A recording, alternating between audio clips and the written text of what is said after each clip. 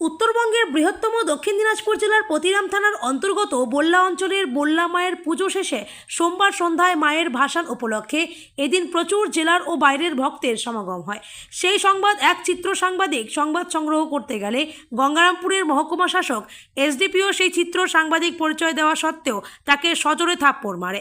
বিষয়টি নিয়ে পুলিশ সুপারের কাছে অভিযোগ জানালে সুপার সাহেব ওই অভিযুক্ত এসডিপিওর বিরুদ্ধে উপযুক্ত ব্যবস্থা নেওয়ার আশ্বস্ত করেন।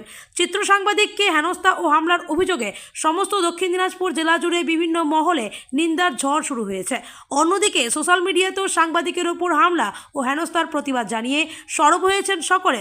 পাশাপাশি আইনের রক্ষকের হাতে সাংবাদিক নিগ্রহের ঘটনায় সাংবাদিকদের নিরাপত্তা নিয়েও প্রশ্ন উঠছে।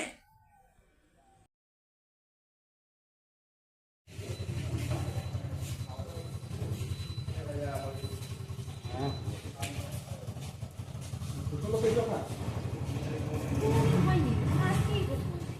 বুঝতে পারছি না কিসে থেকে ক্যান্ডি দিলাম, ক্যান্ডি খেলো, ক্যান্ডি খেতে বলছিল।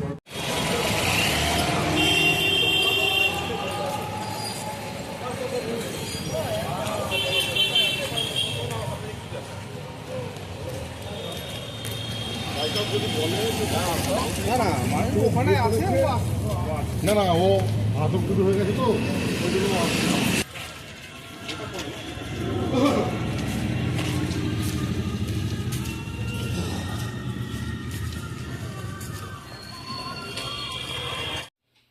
আজ সন্ধ্যায় বল্লা মায়ের ভাসান উপলক্ষে যখন সংবাদ সংগ্রহ করতে গিয়েছিল বর্তমানে চিত্র সাংবাদিক বাপ্পা হালদারকে গঙ্গারামপুরের এসডিপিও যেভাবে মুখে ঘুষি মেরেছে তার তীব্র প্রতিবাদ জানায় দক্ষিণ দিনাজপুর জেলা প্রেস ক্লাব।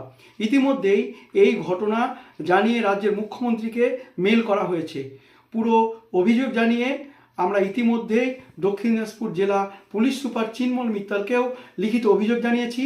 উনি দ্রুত কড়া ব্যবস্থা নেওয়ার আশ্বাস দিয়েছেন।